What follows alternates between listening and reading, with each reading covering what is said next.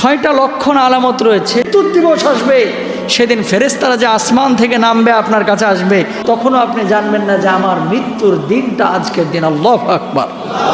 2 নম্বর, মানুষের যখন রূহ কবজ করা হয়, মানুষের পায়ের পাতা থেকে শুরু হয়, তখন পায়ের গোছায় আসে, হাঁটুর উপরে আসে, কোমরের মধ্যে আসে, বুকের উপরে আসে। আপনার রূহটা ছটফট ছটফট করবে। আপনি বুঝে নিবেন আপনার আর হায়াত নাই, দুনিয়া থেকে বিদায় নিয়ে আপনার আল্লাহর কাছে চলে যেতে হবে। বলুন আল্লাহু আকবার। বাস্তবতা এটাই, যখন আপনার ভিতর পেরেশানি কাজ করবে, তখনও আপনি জানেন না যে আপনার মৃত্যু একটু পরেই ঘটবে। মরে যাচ্ছি মনে হচ্ছে, কিন্তু মরে যাব এটা 100% না। ডাক্তারের কাছে যা, মেডিসিন নে, তাহলে তুই ঠিক হয়ে যাবি, এরকম একটা চেতনা কাজ করে। মানুষ তখনও মনে করবে যে পৃথিবীতে অন্য আমার তো অনেক রোগ বালাই ছিল, হয়তোবা এটাও একটা রোগ, একটু পরে হয়তোবা আমি ভালো হয়ে যাব। কিন্তু মানুষ বুঝবে না যে একটু পরে তার জীবনের বিনাশটা হয়ে যাবে। বলুন আল্লাহু আকবার। পায়ের পাতা থেকে আরোহণ করে গোসা, হাঁটু, পেট, নাভি, বুকের ওপর হয়ে মানব দেহের তারাক্কি, এই যে এপাশ থেকে এপাশের যে হাড্ডিটা, এই পর্যন্ত গিয়ে আপনার রূহ কবজের কার্যক্রম তখন শেষ হবে।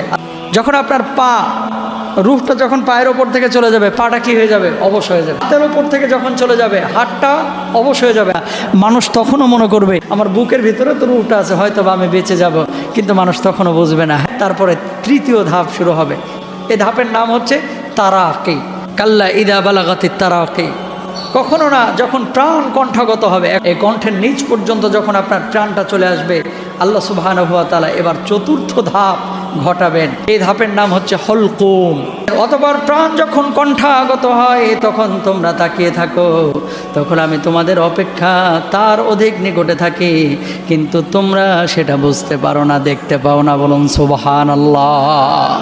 মানুষের রূহ কবজের সময়টা জীবনের সবচাইতে কঠিন মুহূর্ত। এবার 5ম ধাপ শুরু হবে। ফেরেশতা তাদের সামনে তাদের আমলগুলো পেশ করবে।